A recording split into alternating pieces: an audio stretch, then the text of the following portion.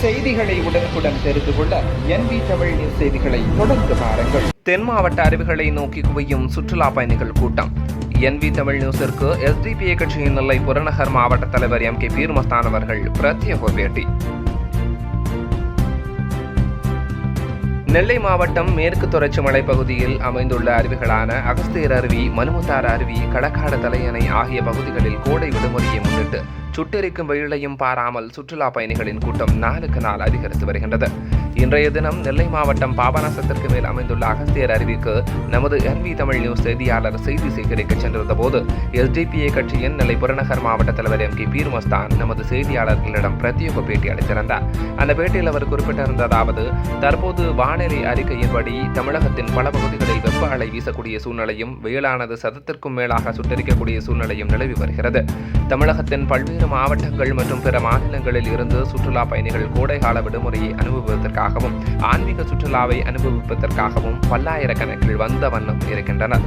குறிப்பாக மேற்கு தொடர்ச்சி மலைப்பகுதியில் அமைந்துள்ள அகஸ்தியர் அருவி பகுதிக்கு சுற்றுலா பயணிகள் வந்து செல்வதற்கு ஏதுவாக அடிப்படை கட்டமைப்பு வசதிகள் இல்லாமல் இருந்து வருகிறது. பாபநாசம் டிப்போ பணிமனை அருகில் உள்ள வனச்சோதனை சாவடியில் வாகனங்கள் மற்றும் தனிநபருக்கான கட்டண வசூல் 30 ரூபாய் முதல் 50 ரூபாய் வரை வசூலிக்கப்படுகிறது. அகஸ்தியர் அருவிக்கு செல்லும் வழியில் அருவிக்கு முன்னதாக உள்ள சுமார் 2 கிலோமீட்டர் தொலைவில் சாலைகள் பழுதடைந்து குண்டும் குழியுமாக கிடப்பதால் சுற்றுலா பயணிகள் வரும் வாகனங்கள் விபத்துக்கு உள்ளாகக்கூடிய சூழல் நிலவி வருகிறது. இன்றைய தினம் கூட கணவன் மனைவி இருவர் புல்லட் பைக்கில் வந்தனர். சாலையில் ஏற்பட்டுள்ள பள்ளத்தால் அவர்களது பைக் நிலை தடுமாறி பின்னால் அமர்ந்திருந்த மனைவி கீழே விழுந்து காயமுற்றார். இவ்வாறாக அந்த சாலையில் பயணிக்கக்கூடியவர்களுக்கு விபத்து ஏற்படக்கூடிய அபாய சூழல் நிலை நித்தம் ஏற்பட்டு வருகிறது. ஏற்கனவே சிறு சிறு விபத்துகள் ஏற்பட்டு பெரும் விபத்துகள் ஏற்பட்டு அசம்பாவிதங்கள் நடக்கும் முன்பு இதனை போர்க்கால அடிப்படையில் சரிசெய்திட வேண்டும். சுற்றுலா பயணிகள் வசதிக்கு ஏற்றார் போன்ற சுகாதாரமான குடிநீர் மற்றும் சுகாதாரமான கூடுதல் கழிப்பறைகள், பெண்கள் குளித்துவிட்டு உடை மாற்றுவதற்கு கூடுதலான பிரத்யேக வசதி கொண்ட உடை மாற்றும் அறை என அமைத்து தர வேண்டிய கட்டாயமும் இருக்கின்றது. இது நீண்டகால கோரிக்கையாக பொதுமக்கள் தெரிவித்து வருகின்றனர். மேலும் ஆட்டோ ஓட்டுநர்கள் ஆட்டோவில் சுற்றுலா பயணிகளை அழைத்துச் செல்வதற்கு வனத்துறையினரால் தடை விதிக்கப்பட்டு இருக்கிறது. அதனை வனத்துறையினரும் மாவட்ட நிர்வாகமும் ஆட்டோ ஓட்டுநர்களின் வாழ்வாதாரத்தை கருத்தில் கொண்டு உடனடியாக ஆட்டோவில் சுற்றுலா பயணிகள் வந்து செல்வதற்கு முன்பு இருந்தது போல் அனுமதி தருமாறு கோரிக்கை வைத்தார். மேலும் மற்றொரு அருவியான மணிமுத்தாறு அருவி பகுதியில் 2 சக்கர வாகனங்களும் ஆட்டோவும் சென்று வருவதற்கு தடை விதிக்கப்பட்டிருக்கிறது. அதையும் மறுபரிசீலனை செய்து வனத்துறையினர் முறையான அனுமதி வழங்குமாறு கோரிக்கை வைக்கின்றேன் என்றார்.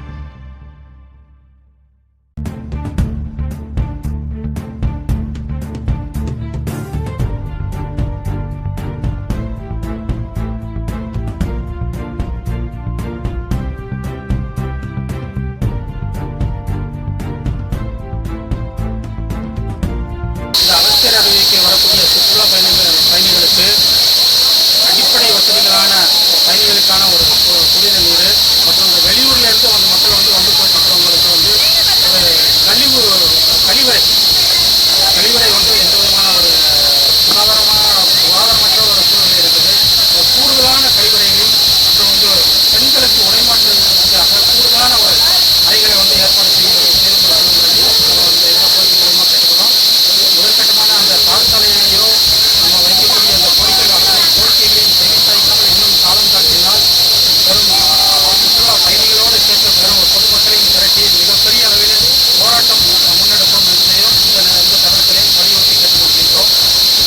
பீர்மஸ்தான் நெல்லை புறநகர் நகர தலைவர். இந்த கோரிக்கைகள் நிறைவேறாத பட்சத்தில் பொதுமக்களை திரட்டி மக்கள் தர போராட்டங்களை நடத்தி முன்பிருந்ததை போன்று ஆட்டோக்கள் சுற்றுலா பயணிகளை அழைத்துச் செல்வதற்கு SDPA கட்சி என்றும் முன்னிலையில் இருக்கும் என்பதை அவரது பேட்டியின் வாயிலாக தெரிவித்திருந்தார்.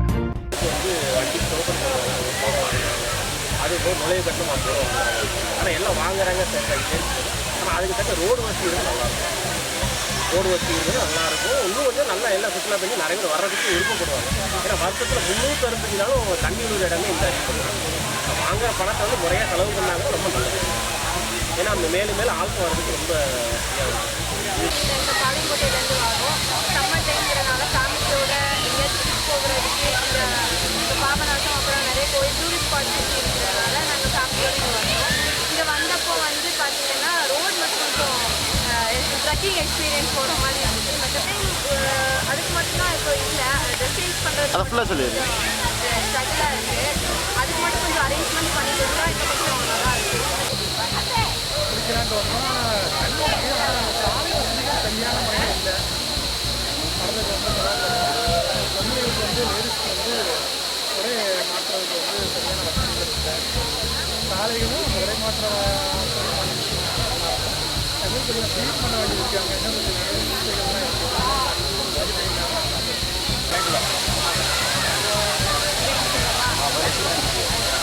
கார் உள்ளே வர்றதுக்கு 50 ரூபா வாங்குறாங்க. அப்புறம் ஒரு ஆளுக்கு 30 ரூபா வாங்குறாங்க. இந்த காசுக்கெல்லாம் பார்த்து தான் போகுது. அப்போ எங்கள் டவுனில் வசதி செஞ்சு கொடுக்கணும். ரோடு சரியில்லை, அது முக்கியமாக இருக்குது. முன்னாடியெல்லாம் பஸ் வந்துச்சு, பஸ் வசதி நடந்து வர்றது கூட அளவு இல்லை. அதனால் நல்ல பாட்டு செஞ்சு கொடுக்கணும் மக்களுக்கு. ஒரு ஆளுக்கு 40 ரூபா கட்டணம் வாங்குறாங்க. ஆனால் அந்த கட்டணத்துக்கு அந்த மாதிரி உள்ள பாதுகாப்பு போக்குவரத்துடைய வசதிகள் இல்லை. வர வழியில் மட்டும் இந்த வடக்கிழக்கு பணம் கட்ட போகிற வர வழியில் ரோடுகள் சரி பண்ண மேட பைக்கில் வரது இப்போ பெண்களை குழந்தைங்களுக்கு வாரம் ரொம்ப சிரமமாக இருக்குது. அதுக்கு ரோடு நல்லா போட்டுருக்குன்னா நம்ம வலையில் போயிருக்கோம். அது இயற்கை சீற்றத்தை டியூட்டி பண்ணி கவர்மெண்ட்டுடைய கடமை. அது நீங்கள் இயற்கை சீற்றத்தை ரோடு நல்லா இன்னும் மக்களுடைய வரவு நல்லா நாங்கள் வரேன். ரொம்ப ஆர்வமாக வந்தோம். ஆனால் நாங்கள் வரும்போது சாலை போக்குவரத்து ரொம்ப இதாக இருந்துச்சு, மோசமாக இருந்துச்சு. அதில் பயணம் செய்கிறதுக்குள்ளே எங்களுக்கு அதில் ரோடு தான் கொஞ்சம் சுமாராக இருக்குது. இவ்வளோ அமௌண்ட் வாங்குறாங்க. அந்த ரோடு கொஞ்சம் சீன் செஞ்சுட்டு நல்லாயிருக்கும். ஆனால் ஒவ்வொருத்தையும் என்ட்ரி பஸ் போடுறாங்க. கொஞ்சம் ரோடை மட்டும் கொஞ்சம் சீன் பண்ணி கொடுத்தாங்கன்னா நல்லா இருக்கும். அது கொஞ்சம்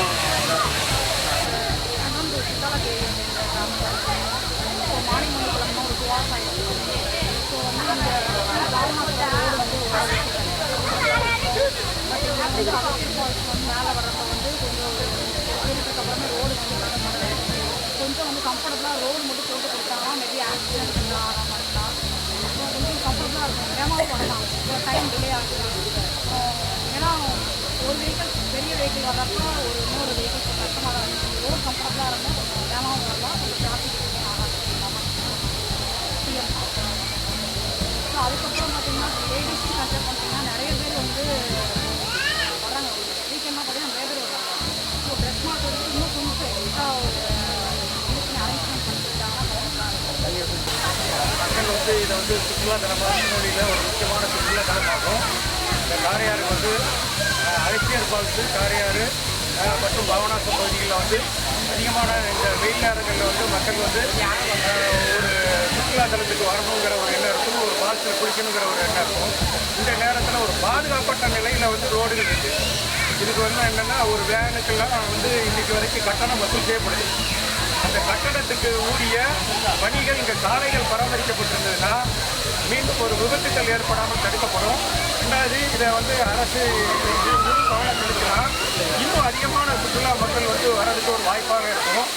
இது இங்குள்ள வனத்துறையும் இது பற்றி அரசுக்கு தெரியப்படுத்தணும். பொதுமக்கள் எவ்வளோ வர்றாங்க, நம்ம பொதுமக்கிட்ட கட்டணம் வசூல் செய்கிறோம், இந்த கட்டணத்துக்கு உரிய பாதுகாப்பு அளிக்கணுங்கிறதுக்காகவே இன்னும் நிறைய செலவு பண்ணாங்கன்னா இது மிகவும் திருநெல்வேலி மாவட்டத்தில் ஒரு பிரசித்தி பெற்ற இடமாக கருதப்படும். ஆனால்